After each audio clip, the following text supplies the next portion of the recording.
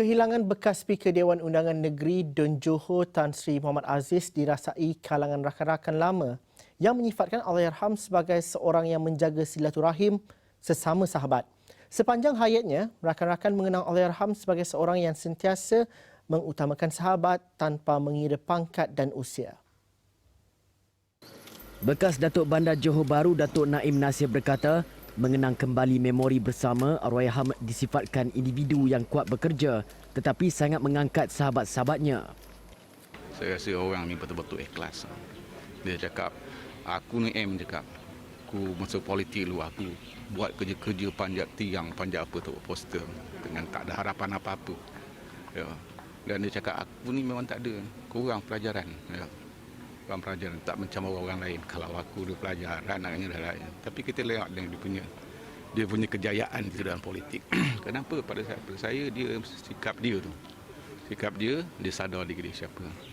Dan salah satu saya tengok perhatikan arwah ni, dia cakap jaga betul silaturahim dengan kawan-kawan, dengan anak-anak muda, dengan orang tua, politik dan sebagainya. Sebab itu kalau kita lihat dia punya kejayaan perkembangan dari politik dia sampai ke tahap ke peringkat negara lah, dia sebagai timbal speaker pengurusi tetap.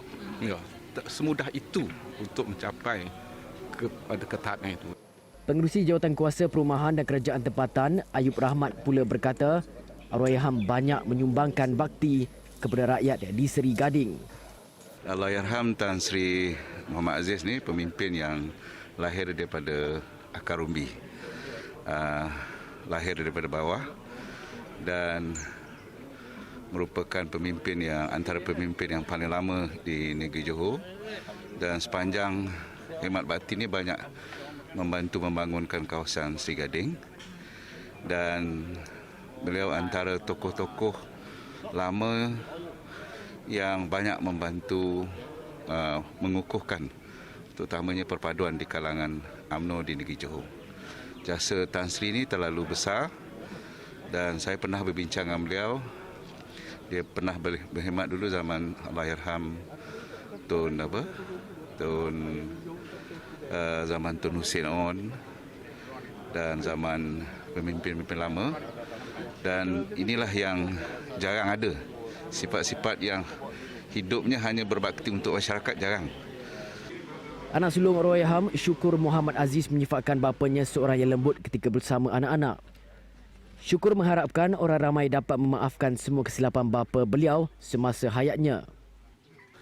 Jadi saya itulah bagi pihak keluarga, saya mohon jasa baik semua, kalau ada salah silap ampunkan arwah. Dan dia pun pergi hari yang baik, malam hari Jumaat. Abah saya ni di luar, dia dilihat sebagai seorang yang garang. Ada yang gelar dia Singa Selatan, ada yang gelar dia macam-macam, terutama kawal seteru politik dia. Tapi sebenarnya dia seorang abah yang paling sportif.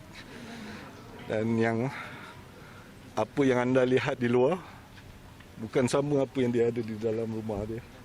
Terutama anak sulung saya, dia cucu sulung dia, dan dia antara datuk yang paling sporty sekali. Orang paling baik. Apa yang kenal dia rapat akan tahu perangai dia sebenarnya macam mana. Selain pada suka jumpa dengan kawan-kawan, duduk ngeteh, beliau ialah yang contoh yang selalu diingatkan kepada kami anak-anak, jaga solat, jaga silaturahmi. Yang paling penting, hormat alim ulama'. Jenazah Allahyarham yang meninggal dunia semalam kerana sakit buah pinggang selamat dikebumikan di tanah perkuburan Islam Taman Bukit Alif pada pagi Jumaat. Sebelum itu, jenazah disolatkan di kediamannya di Taman Nong Cik, Johor Bahru. Allahyarham dilantik sebagai Speaker Dun Johor dari 2013 hingga 2018 dan pernah dipilih sebagai Ahli Dewan Undangan Negeri Parit Yani serta Ahli Parlimen Seri Gading dari 1986 hingga 2013. Beliau juga pernah menjadi Exco Kerajaan Negeri serta memegang portfolio pengerusi pembangunan sosial dan kebajikan masyarakat.